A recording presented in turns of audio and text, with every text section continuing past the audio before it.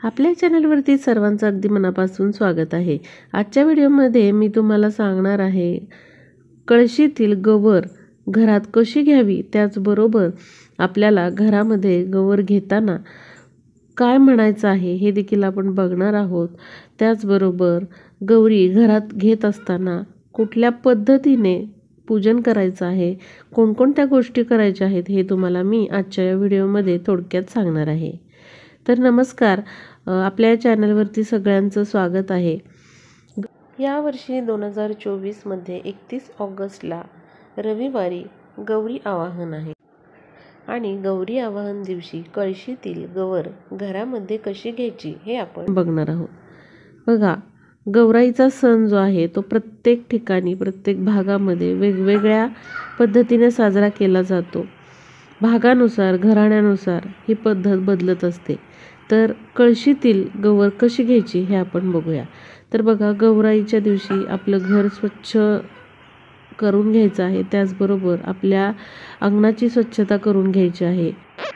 उंबरठ्याचं आपल्याला विशेष पूजन करून घ्यायचं आहे, कारण गौराई मुख्य प्रवेशद्वारामधूनच आतमध्ये येत असतात, त्यामुळे उंबरठ्याची विशेष आपल्याला पूजन करून घ्यायचं आहे। धूप दीप ओवाळून शक्य असल्यास हळदीचं लेपन आपण उंबरठ्याला करायचं आहे। त्याचबरोबर अशा पद्धतीने आपल्याला उंबरठ्याला सुशोभित करून उंबरठ्याभोवती छान रांगोळी काढायची आहे। लक्ष्मीची पावले त्याचबरोबर शुभचिन्हे तुम्ही काढायची आहेत। त्यानंतर बघा, आता कळशीतील गवर जी असते त्यासाठी आपल्याला एक कळशी घ्यायची आहे, तांब्याची कळशी आपण घ्यायची आहे। आता त्यामध्ये स्वच्छ पाणी भरून घ्यायचं, हळद कुंकू त्याचबरोबर एक फूल सुपारी 5 खडे जे असतात ते घ्यायचे आहे। ते स्वच्छ धुवून घ्यायचे, त्यांचं पूजन करायचं आणि ते 5 खडे आपल्याला या कळशीमध्ये टाकायचे असतात। आणि जी गौरीची पत्री मिळते, 5 प्रकारची ही पत्री असते, ती आपल्याला घ्यायची आहे। आणि बाजारामध्ये या पत्री विकत देखील मिळतात, त्यामुळे अशी ही पत्री घेऊन यायची आहे आणि त्या कळशीमध्ये आपल्याला ती ठेवायची आहे। आता बघा, गौराईचं पूजन जे आहे तर ते तुळशीच्या शेजारी करायचं। तुळशीचं आधी पूजन करून घ्यायचं, तुळशीला हळद कुंकू फूल अक्षता साखर हे वाहून घ्यायचं आहे आपल्याला। त्याचबरोबर तुळशीला धूप दीप दाखवून घ्यायचं आहे। अशा पद्धतीने आपल्याला तुळशीचं छान असं पूजन करून घ्यायचं आहे। दिवा लावायचा आहे तुळशीसमोर, तुळस पाटावर ठेवून तुळशीभोवती रांगोळी काढून घ्यायची आहे आणि आपल्या अंगणामध्ये हे आपल्याला करायचं आहे। गवर जी असते ती तुळशीपासूनच आत घेतली जाते, त्यामुळे तुळशीचं विशेष पूजन या दिवशी करायचं आहे। एक पानाचा विडा ठेवायचा आहे, त्यावरती हळद कुंकू व्हायचं आहे। एखादं साहित्य तुमच्याकडे नसेल तर त्याऐवजी तुम्ही तांदूळ व्हायचे आहेत थोडे, आणि अशा प्रकारे आपल्याला तुळशीची पूजा करून घ्यायची आहे। आता बघा, तुळशीचं पूजन झाल्यानंतर जे आपण कलश किंवा कळशीमध्ये गवर पुजलेली आहे तर ती आपल्याला तुळशीच्या शेजारी ठेवायची आहे। कलशावरती स्वस्तिक चिन्ह काढून घ्यायचं आहे। त्यानंतर अशा प्रकारे गौरीचं पूजन करून घ्यायचं आहे। हळद कुंकू वाहून धूप दीप दाखवून साखरेचा नैवेद्य दाखवून आपल्याला अशा प्रकारे तुळशीचं आणि आपल्या गौरीचं पूजन करून घ्यायचं आहे। हे पूजन आपल्याला आपल्या अंगणामध्ये करायचं आहे। आता बघा, हे पूजन झाल्यानंतर काय करायचं आहे, जी माहेरवाशीण असते तिच्या हातून आपल्याला गवर आत घ्यायची असते, किंवा तुम्ही तुमच्या मुलीकडून देखील ही गवर जी आहे ती आत घेऊ शकता। आता बघा, अशा प्रकारे तुळशीचं पूजन केल्यानंतर जेव्हा आपण गौरीचं पूजन तुळशी शेजारी करत असतो तेव्हा तिथे 5 सवाष्णींनी या गौराईचं पूजन करायचं आहे। हळद कुंकू धूप दीप दाखवायचा आहे। अशा प्रकारे 5 सवाष्णींनी ही गवर जी आहे ती पूजायची आहे। त्यानंतर ही जी कळशी आहे किंवा जी गौराई आहे ती माहेरवाशिणीने आत घ्यायची आहे, किंवा तुम्ही तुमच्या मुलीच्या हातामध्ये ही गवर जी आहे की कळशी जी आहे ती देऊ शकता।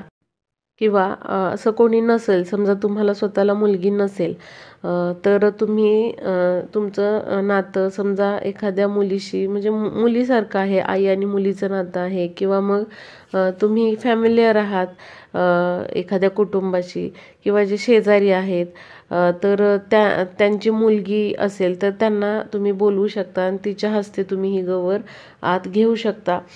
तसा काहीच प्रॉब्लेम नाही. तर अशा प्रकारे तुम्हाला ही कळशी जी आहे, ज्यामध्ये आपण आता ही पत्री ठेवलेली आहे, म्हणजेच आपली जी गौरी आहे ती माहेरवासणीच्या किंवा एखाद्या सवासणीच्या हातात द्यायची आहे. उंबरठ्याच्या बाहेर तिला ही कळशी घेऊन उभं राहायचं आहे. सुरुवातीला आपल्याला गौराई जी आहे किंवा आपली गौरी आहे कलशातली, तिचं पूजन करायचं आहे. म्हणजे एका सवाष्णीने काय करायचं, तर या गौरीचं पूजन करायचं आहे उंबरठ्यामध्ये. म्हणजे घरातली जी मुख्य स्त्री आहे तिने ही गौराई जी आहे ती आत घ्यायची आहे.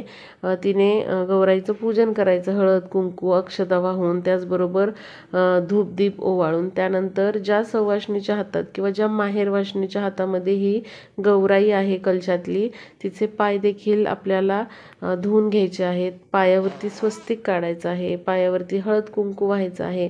त्या सवाष्णीला, त्या महिलेला किंवा त्या मुलीला हळद कुंकू लावायचं आहे. आणि अशा प्रकारे आपल्याला असं हे पूजन झाल्यानंतर दही भात हा उतरवून टाकायचा आहे गौराईवरून. त्याचबरोबर तुकडा ओवाळून टाकायचा आहे. आणि त्यानंतर अशा प्रकारे घंटी वाजवत गौर जी आहे ती आत घ्यायची आहे. गौरी आत घेत असताना आपल्याला हळद कुंकवाची पावले जी आहेत ती उमटवायची आहेत. एक महिला, सवाशीण महिला जी आहे, तर तिने हळद कुंकवाची पावले उमटवायची आहेत. हाताने उमटवली तरी चालेल. आणि एकीने गौर हातात घ्यायची आहे, दुसरीने घंटीनाद करायचा आहे, किंवा ताट जे आहे तर चमच्याने ते वाजवायचं आहे. आणि वाजत गाजत गौर आत घ्यायची आहे. गौराई आत घेत असताना गौराई आली कोणाच्या पावलाने, गौराई आली सोन्याच्या पावलाने, गौराई आली कोणाच्या पावलाने, गौराई आली हिऱ्या मोत्यांच्या पावलाने, गौराई आली कोणाच्या पावलाने, गौराई आली गुराढोरांच्या पावलाने, गौराई आली कोणाच्या पावलाने, गौराई आली भाग्याच्या पावलाने, गौराई आली कोणाच्या पावलाने, गौराई आली सुखशांतीच्या पावलाने, गौराई आली कोणाच्या पावलाने, गौराई आली धनधान्याच्या पावलाने. अशा प्रकारे आपल्याला घंटीनाद करत ही जी गौर आहे कलशातली ती संपूर्ण घरभर आपल्या फिरवायची आहे. आपलं संपूर्ण घर गौराईला दाखवायचं आहे. आणि त्यानंतर ज्या ठिकाणी तुम्ही गणपती बाप्पांची स्थापना केलेली आहे त्या ठिकाणी आपल्याला ही जी कळशीतली गौर आहे ती तिथे ठेवायची आहे. तुम्ही तांदळाची राशी करून ठेवा आणि त्यावरती तुम्हाला ही जी गौर आहे ती ठेवायची आहे.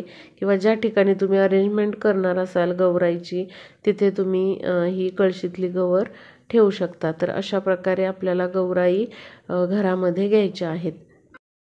आता काही जणांच्या घरामध्ये फक्त कलशातली गौराईच पूजली जाते, गौराईंचे मुखवटे घेतले जात नाही. तर काही जणांच्या घरामध्ये कलशातली गौराई पण आत घेतली जाते. आणि कलशातली गौराई आत घेतल्यानंतर गौरी आवाहन दिवशी गौराईंना साड्या नेसवून मुखवटे वगैरे बसवले जातात आणि अशा प्रकारे आरास केली जाते.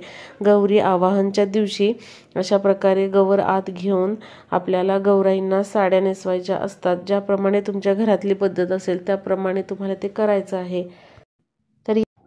तर बघा, यावर्षी 2025मध्ये 31 ऑगस्टला रविवारी आहे गौरी आवाहन. म्हणजे या दिवशी गौराईंचे आगमन आपल्या घरामध्ये होणार आहे. त्याचबरोबर दुसऱ्या दिवशी म्हणजेच 1 सप्टेंबरला सोमवारी आहे गौराई पूजन. या दिवशी गौराईंचे पूजन केले जाते. त्याचबरोबर दिवाळीचा जो फराळ असतो, फराळाचे जे पदार्थ असतात ते देखील दाखवले जातात. आणि गौरीपूजन दिवशी पुरणपोळीचा नैवेद्य बनवून तो नैवेद्य गौराईंना दाखवला जातो. याच दिवशी बऱ्याच घरांमध्ये गौराईंचे हळदी कुंकू देखील केले जाते. 5 सवाष्णींना बोलवून हळदी कुंकू दिले जाते. आणि 2 सप्टेंबरला मंगळवारी आहे गौराई विसर्जन. आणि या दिवशी बघा गौराई विसर्जन केले जाते. अनेक घरांमध्ये गौरी विसर्जना दिवशी दोरे घेतले जातात आणि या दिवशी सवाष्णी बोलवून त्या सवाष्णींना हळदी कुंकू देऊन दोरे घेतले जातात आणि या दिवशी गौराईंना आणि सवाष्णींना देखील भात, त्यावरती साखर किंवा गूळ आणि तूप हा नैवेद्य गौराईंना दाखवून सर्व सवाष्णींना हा प्रसाद म्हणून दिला जातो. तर बघा, पहिल्या दिवशी गौरी आवाहन दिवशी भाजी भाकरीचा नैवेद्य गौराईला दाखवायचा आहे. म्हणजे शेपूची भाजी, भाकरी, वरण, भात हा नैवेद्य दाखवायचा आहे. त्यानंतर दुसऱ्या दिवशी पुरणपोळीचा नैवेद्य हा दाखवायचा असतो. त्याचबरोबर सकाळी गौराईंना चहा पण तुम्ही देऊ शकता आणि जे दिवाळीचे पदार्थ आहेत ते देखील समोर गौराईंच्या मांडले जातात. आणि तिसऱ्या दिवशी गौरी विसर्जना दिवशी भाताची मुधी, त्याचबरोबर त्यावर साखर किंवा गूळ आणि तूप असा नैवेद्य दाखवला जातो. तर अशा प्रकारे आपल्याला हा जो सण आहे गौराईंचा तो साजरा करायचा आहे. गौरी विसर्जन दिवशी ज्या काही आपण या पत्री वापरलेल्या आहेत कलशामध्ये, त्या सर्व आपल्याला विसर्जित करायच्या आहेत. मुखवटे जे आहेत ते तुम्ही पुढच्या वर्षी तेच वापरू शकता. जर तुम्ही पुढच्या वर्षी नवीन मुखवटे घेणार असाल तर तुम्ही ते मुखवटे जे आहेत ते गौरी विसर्जना दिवशी विसर्जित करू शकता. तर व्हिडिओला जास्तीत जास्त शेअर करा, म्हणजे कलशातील गवर ही कशी घेतली जाते हे सर्वांना त्याचं विधी कळेल.